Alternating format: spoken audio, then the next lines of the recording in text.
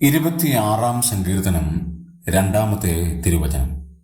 യഹോവേ, എന്നെ പരീക്ഷിച്ച് ശോധന ചെയ്യണമേ. എൻ്റെ അന്തരംഗവും എൻ്റെ ഹൃദയവും പരിശോധിക്കണമേ.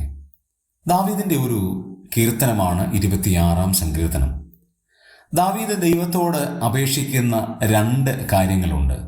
1, ശോധന ചെയ്യണം. 2, പരിശോധിക്കണം.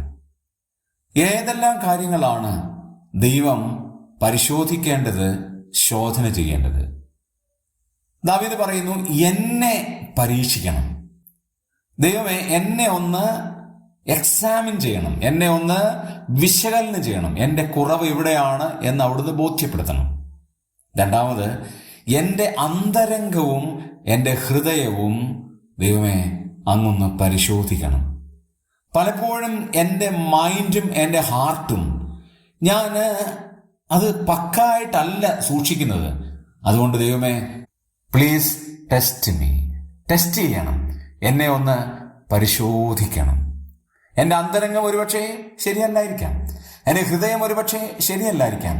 കർത്താവേ, അത് എന്നെ ഒന്ന് ബോധ്യപ്പെടുത്തണമേ.